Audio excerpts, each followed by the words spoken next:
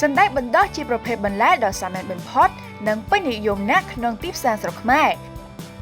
ដោយសារវាងាយស្រួលនឹងដាំដុះទទួលផលលឿននិងមានរសជាតិឆ្ងាញ់ហើយអ្វីដែលមិននឹកស្មានតិចនោះគឺបន្លែដ៏សាមញ្ញមួយនេះមានជីវជាតិបំពន់និងគុណប្រយោជន៍ច្រើនណាស់ដល់យើង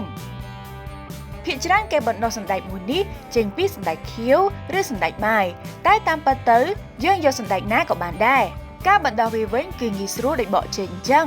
គឺគ្រាន់តែយកគ្រាប់សណ្តែកមកលាងទឹកឲ្យស្អាតដាក់ត្រាំទឹកក្តៅរយៈពេល1ម៉ោងបន្ទាប់មកយើងដាក់វាក្នុងកញ្ច្រែងហើយយកកន្សែងគ្របលើវាឲ្យជិតកាន់តែហប់កាន់តែល្អ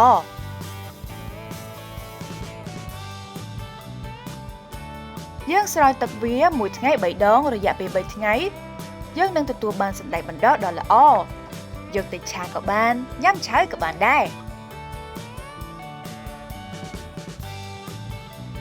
សណ្តែកបណ្ដុះមានជីវជាតិច្រើនណាស់សម្រាប់យើងដោយវាសម្បូរទៅដោយជាតិដែកជាតិសរសៃវីតាមីន A, B, C, D, E និង K ជីវជាតិទាំងអស់នេះជំនួយសុខភាពដល់យើងដូចជាការពារកង្វះគ្រាប់ឈាមក្រហមជំនួយសុខភាពបេះដូងជួយសម្រួលដល់ការរំលាយអាហារ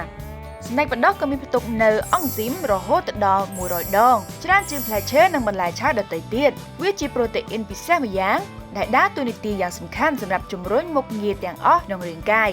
មិនតែប៉ុណ្ណោះការញ៉ាំសណ្តែកបណ្ដុះនេះអាចជួយកាត់បន្ថយការជ្រុះសក់បានផងដែរ